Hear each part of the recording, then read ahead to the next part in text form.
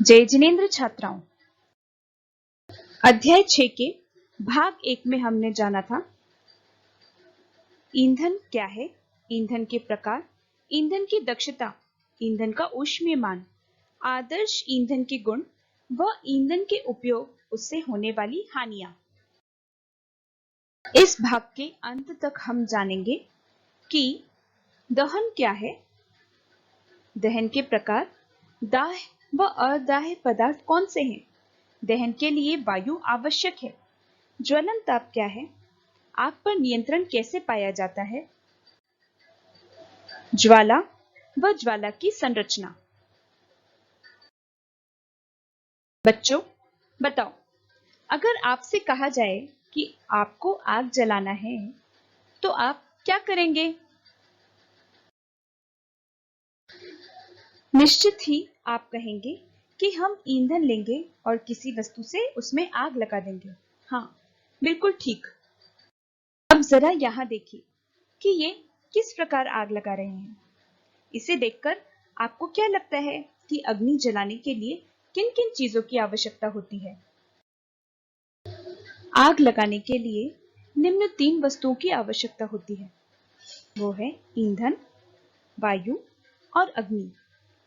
इन तीनों में से एक की भी कमी होने पर अग्नि प्रज्वलित नहीं होती। समझे? अब जरा यहाँ देखिए और बताइए कि इन दोनों के जलने में आपको कोई अंतर दिखाई दे रहा है? हाँ, आप कहेंगे कि मोमबत्ती ज्वाला के साथ जल रही है, जबकि कोयले में कोई ज्वाला नहीं दिखाई दे रही। आपको याद है कक्षा 7वीं में हमने इस क्रियाकलाप को किया था, जिसमें हमने मैग्नीशियम की एक पट्टी को जलाया था। वह फुलझड़ी की तरह जली थी, जिससे ऊष्मा व प्रकाश भी उत्पन्न हुआ था। ऐसा क्या हुआ था? तो मैग्नीशियम ऑक्सीजन के साथ मिलकर मैग्नीशियम ऑक्साइड बनाता है, ये हमने देखा था। इसी प्रकार लकड़ी या कोयले को जलाइए। क्या आप जानते हैं लकड़ी व कोयले किससे बने होते हैं? ये कार्बन के बने होते हैं। बिल्कुल ठीक। जब हम इन्हें जलाते हैं तो वायु में उपस्थित ऑक्सीजन के साथ ये मिलकर कार्बन डाइऑक्साइड गैस उत्पन्न करते हैं और साथ ही ऊष्मा और प्रकाश के साथ जलते हैं। यहाँ जो कार्बन डाइऑक्साइड गैस उत्पन्न हुई, क्या आप जानते हैं कि ये किस प्रक्रिया द्वारा उत्पन्न हुई? ये दहन यानी कंबशन द्वारा तैयार हुई है। अब प्रश्न आता है कि दहन यानी कंबशन क्या है? तो दहन एक रासायनिक प्रक्रम आप समझते हैं ना? ये केमिकल रिएक्शन है जिसमें पदार्थ ऑक्सीजन से अभिक्रिया करके ऊष्मा और प्रकाश को उत्पन्न करता है। अभिक्रिया यानी रिएक्शन है ना? तो आप समझे कंबशन क्या कहलाता है? इसमें कोई भी पदार्थ ऑक्सीजन के साथ मिलता है, उन दोनों के बीच अभिक्रिया यानी एक रिएक्शन होती है, जिसके परिणाम स्वरूप हमें ऊष्मा और प्रकाश मिलता है। ठीक है?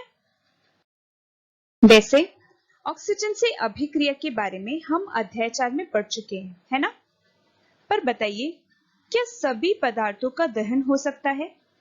चलिए, इसको हम जानते हैं एक क्रियाकलाप के द्वारा। अब हम करेंगे क्रियाकलाप 6.1।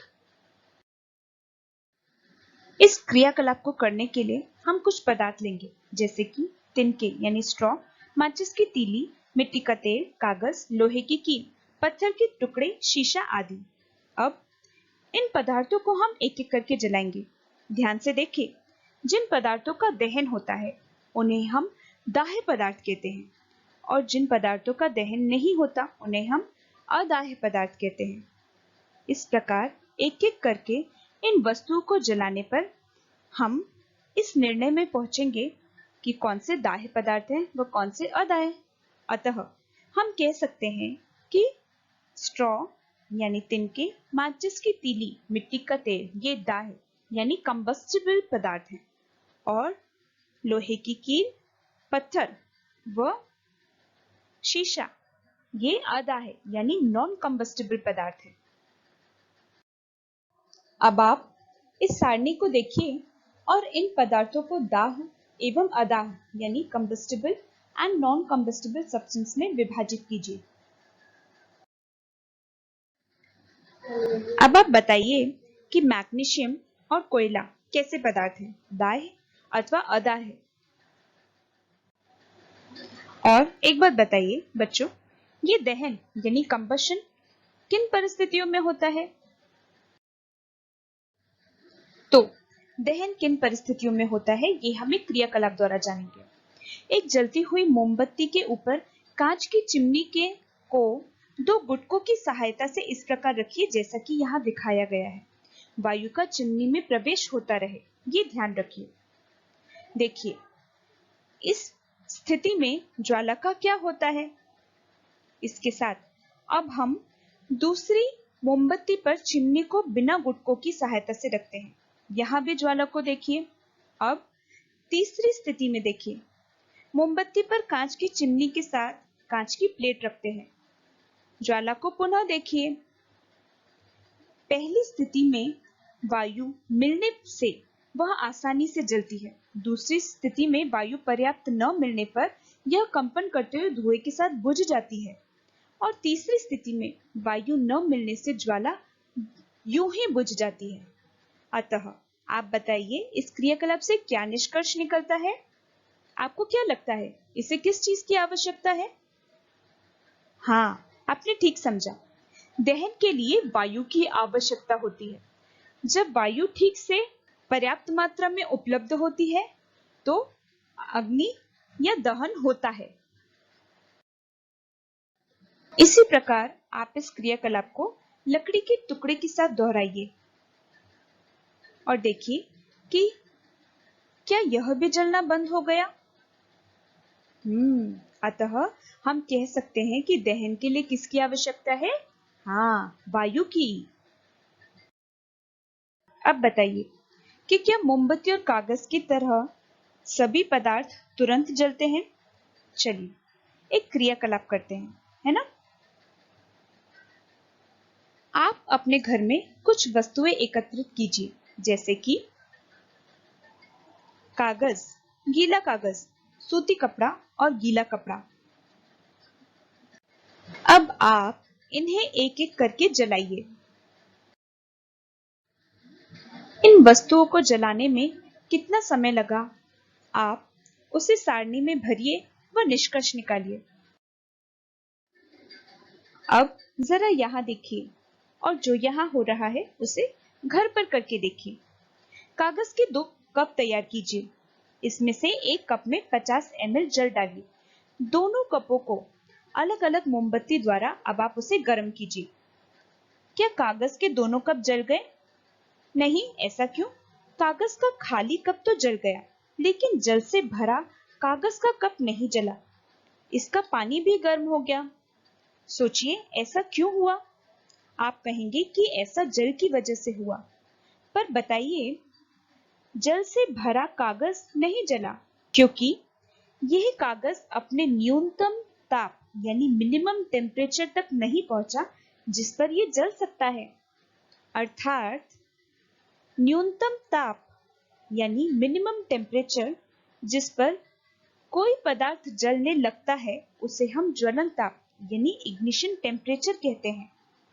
जैसे अगर आप कागज को जलाने की कोशिश करते हैं तो आप देखेंगे कि वो कागज तुरंत जल जाता है, यानी वह ताप जिस पर कागज जल गया वो उसका ज्वलन ताप यानी इग्निशन टेम्परेचर हुआ।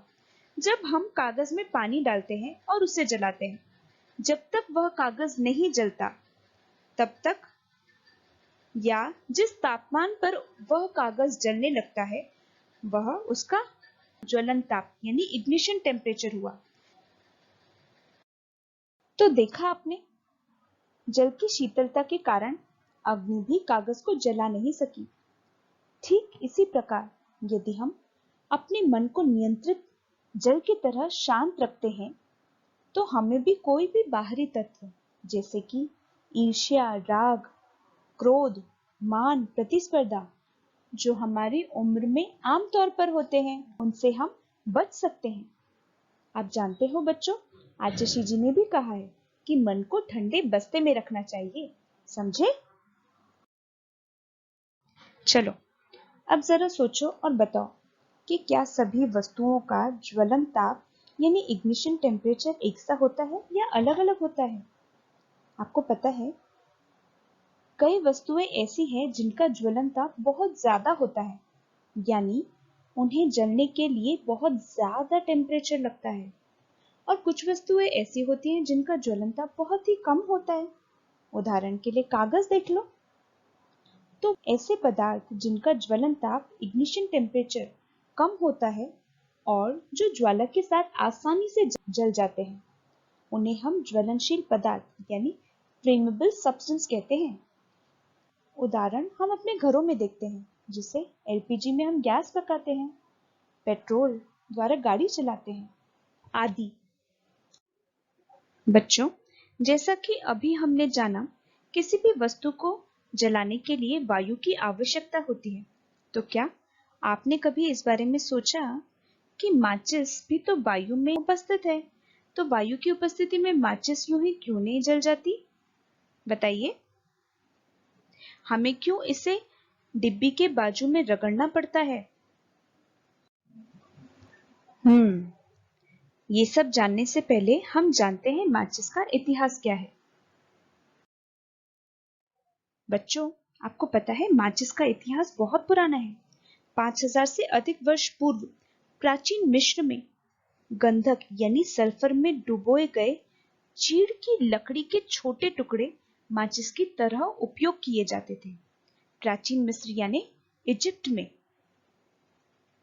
कुछ और रोचक बातें आप जानते हैं, एंटीमनी ट्राइसल्फाइड, पोटेशियम क्लोरेट और व्हाइट फास्फोरस यानी श्वेत फास्फोरस का मिश्रण कुछ गोंद और स्टार्च के साथ मिलाकर उचित लकड़ी से बनी माचिस की तिली के सिरे पर लगाया जाता था। जब इसे किसी खुरदुरी सतह से रगड़ते थे तो घर्षण से ऊष्मा के कारण श्वेत फास्फोरस यानी व्हाइट फास्फोरस जलने लगता था। इससे माचिस की तिली का दहन प्रारंभ हुआ, परंतु श्वेत फास्फोरस आप जानते हैं ये खतरनाक सिद्ध हुआ।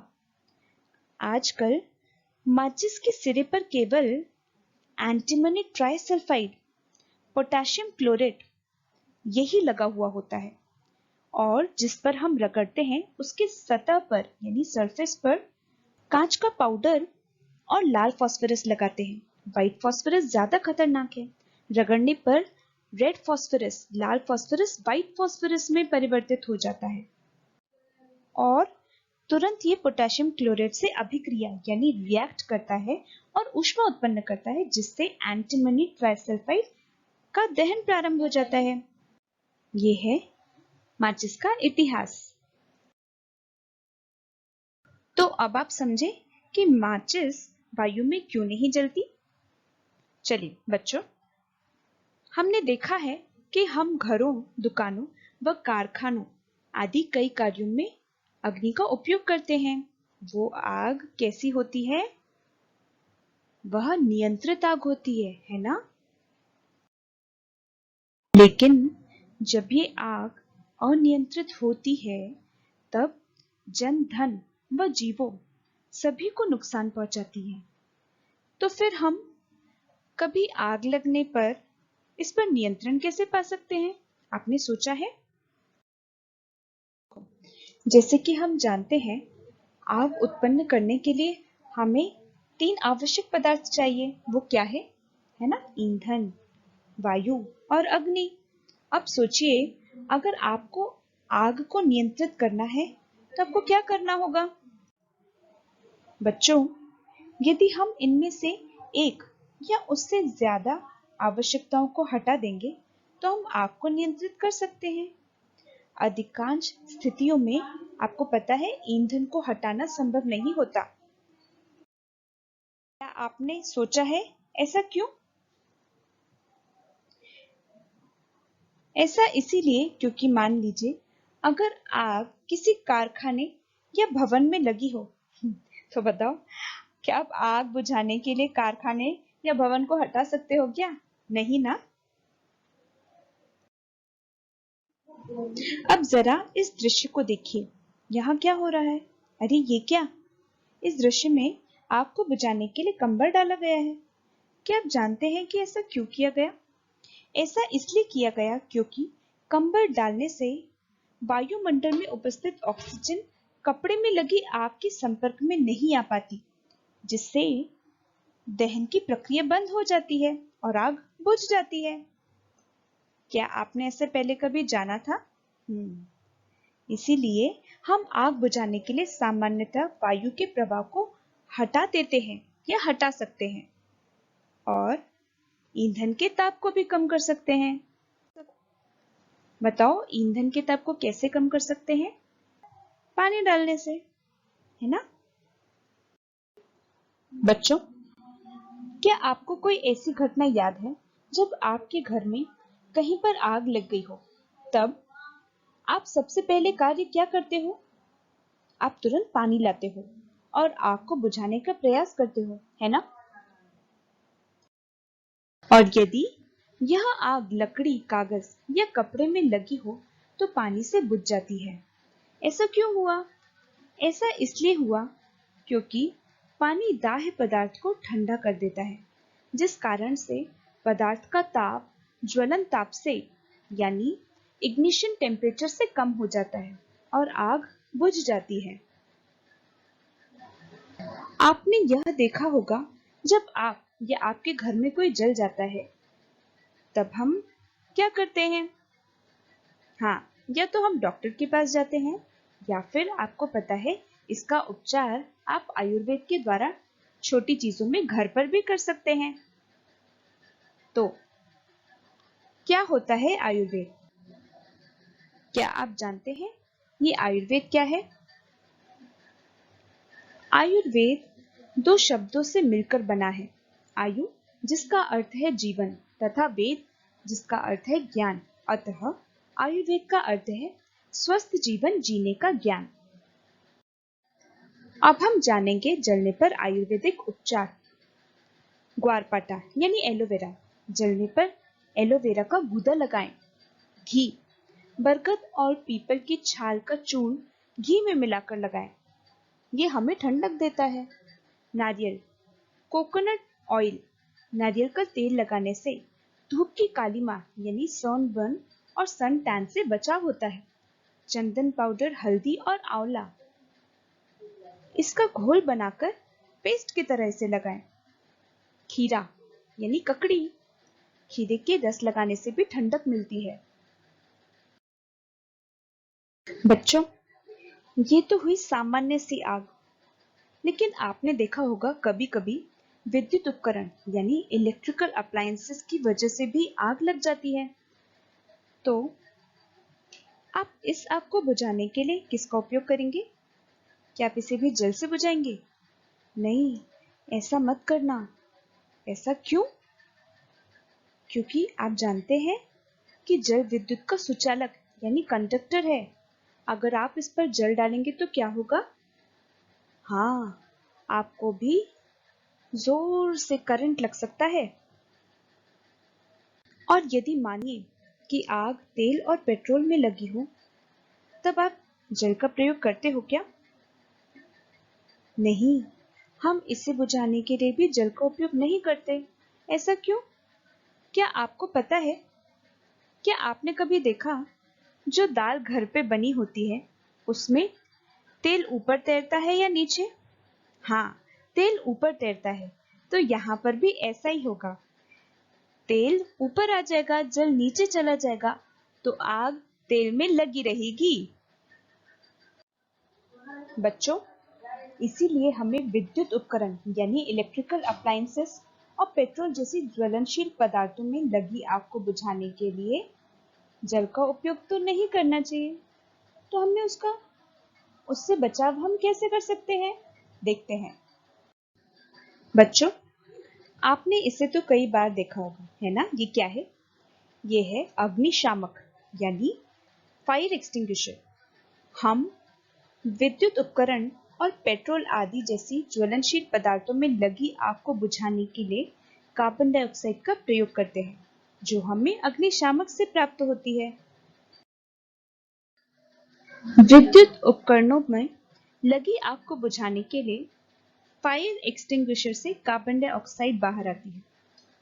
यह ऑक्सीजन से भारी होती है, जिसकी वजह से यह आग को कंबल की तरह लपेट लेती है और ईंधन और ऑक्सीजन के बीच का संपर्क टूट जाता है। इस तरह आग बुझ जाती है। क्या आप जानते हैं, फायर एक्सटिंग्विशर यानी अग्निशामक का उपयोग करने से कार्बन डाइऑक्साइड इन उपकरणों को हानि भी नहीं पहुंचाती। फायर एक्सटिंग्विशर में कार्बन डाइऑक्साइड कहां से प्राप्त होती है? जैसा हम जानते हैं, कार्बन डाइऑक्साइड वायुमंडल में मिश्रित रूप में रहती है, तो मात्र कार्बन डाइऑक्साइड गैस हमें कहां से मिलेगी? वर्तमान समय में कार्बन डाइऑक्साइड को उच्च दाब यानी हाई प्रेशर पर सिलेंडरों में भरा जाता है और जब कार्बन डाइऑक्साइड को सिलेंडरों से छोड़ा जाता है, तब यह बहुत अधिक फैल जाती है और ठंडी हो जाती है। यह न केवल आग को चारों ओर से घेरती है, बल्कि ईंधन के ताप को भी कम कर देती है। इस प्रकार आग बुझ जाती है। अब हम जानेंगे दहन के प्रकार यानी टाइप्स ऑफ कंबशन। ये है स्वतः दहन यानी स्पॉन्टेनियस कंबशन, मंद दहन यानी स्लो कंबशन, फिर है तीव्र दहन यानी रैपिड कंबशन और विस्फोट दहन यानी एक्सप्लोजन। पहला प्रकार स्वतः दहन यानी स्पॉन्टेनियस कंबशन। वह दहन क्रिया जो अपने आप यानी किसी बाह्य ऊष्मा की सहायता के बिना होती है, वह स्वतः दहन कहलाती है। ये कमरे के ही तापमान यानी रूम टेम्परेचर पर होती है। उदाहरण है फास्फोरस। अगला है मंद दहन। वह दहन जिसमें फ्यूल यानी ईंधन धीरे धीरे जलता है और अधिक समय लेता है, वह मंद दहन यानी स्लो कंबशन कहलाता है। उदाहरण शरीर में भोज्य पदार्थ का दहन होना व साथ ही लकड़ी का जलना। अब अगला प्रकार है तीव्र दहन यानी रैपिड कंबशन। वह दहन जिसमें थोड़े से समय में बहुत अधिक मात्रा में ऊष्मा व प्रकाश उत्पन्न होता है। जैसे आपने देखा होगा, भोजन पकाते समय एलपीजी गैस तीव्र दहन का सबसे अच्छा उदाहरण है। इसके अलावा केरोसिन ऑयल यानी मिट्टी का तेल आदि। अब एक्सप्लोजन विस्फोटक दहन। यह एक तीव्र दहन है जिसमें बहुत अधिक मात्रा में ऊष्मा, प्रकाश व ध्वनि उत्पन्न होती है। इसे विस्फोटक दहन एक्सप्लोजन दहन कहते हैं। उदाहरण पटाखे या बम का जलना। ये हुई दहन की बात। अब हम बात करते हैं ज्वाला की। ये तो आप अच्छे से जानते हैं कि मैग्नीशियम का तार जलने पर सफेद रंग की ज्वाला उत्पन्न करता है। कुछ ऐसी ही ज्वाला देखा आपने?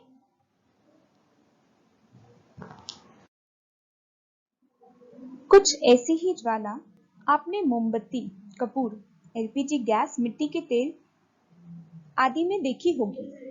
क्या आप जानते हैं कि ज्वाला क्या होती है? वास्तव में ज्वाला आग की चमक है, जिसे लपट भी कहते हैं। ज्वाला यानी फ्लेम, यह वह क्षेत्र है जहां पर गैसीय पदार्थ का दहन होता है। सभी गैसें जिनका दहन होता है, वे ज्वाला उत्पन्न करती हैं, जैसे कि एलपीजी, बायोगैस आदि। इसके अलावा कुछ ठोस व द्रव ईंधन जो गर्म करने पर वाष्पित हो जाते हैं, वे भी ज्वाला उत्पन्न करते हैं। इस प्रकार गैसीय पदार्थ के साथ साथ कुछ ही ठोस व द्रव ईंधन ज्वाला उत्पन्न करते हैं, जैसे कि मोमबत्ती, कपूर ठोस है, मिट्टी का तेल, सरसों का तेल द्रव है। कुछ ऐसे भी पदार्थ होते हैं जो बिना ज्वाला के जलते हैं, जैसे कि कोयला, चारकोल आदि। छात्राओं, ऊपर जो हमने सभी पदार्थ देखे, क्या वे समान प्रकार की ज्वाला उत्पन्न करते हैं? नहीं, ऐसा नहीं होता। उदाहरण के तौर पर हम मोमबत्ती और एलपीजी गैस की बात करते हैं। आपने देखा होगा कि मोमबत्ती की ज्वाला किस रंग की होती है? पीली। और एलपीजी गैस जलने पर किस रंग की ज्वाला उत्पन्न करती है? नीली। ऐसा क्यों होता है? ऑक्सीजन की कमी के कारण मोमबत्ती का अपूर्ण दहन होता है, जिसकी वजह से ज्वाला पीली होती है, जबकि एलपीजी पूर्ण दहन के कारण नीली ज्वाला उत्पन्न करता है। छात्राओं, अब ज्वाला को जरा ध्यान से देखिए। ज्वाला आपको कहीं पर नीली, कहीं पर पीली तो कहीं पर काली दिखाई दे रही है। ऐसा क्यों? इसका उत्तर ढूंढने के लिए हम जानेंगे ज्वाला की संरचना यानी स्ट्रक्चर ऑफ फ्लेम। ज्वाला की संरचना में 3 क्षेत्र पाए जाते हैं: बाह्य नीला क्षेत्र, मध्य पीला क्षेत्र व आंतरिक काला क्षेत्र। पूर्ण दहन का बाह्य क्षेत्र, जो ज्वाला का नीले रंग का सबसे गर्म भाग होता है। इसी प्रकार आंतरिक दहन वाला मध्य भाग, जो ज्वाला का पीले रंग का कम गर्म भाग है। बिना जली मोमबत्ती का सबसे आंतरिक क्षेत्र, जो ज्वाला का काले रंग का सबसे कम गर्म भाग होता है। यहाँ देखिए, जैसा कि आप देख सकते हैं, A structure of flame has 3 zones: outer complete combustion zone, middle partial combustion zone, and innermost unburned wax vapor zone. आपने देखा कि मोमबत्ती में आंतरिक, मध्य व बाहरी भाग के स्वभाव व रंग अलग-अलग होते हैं।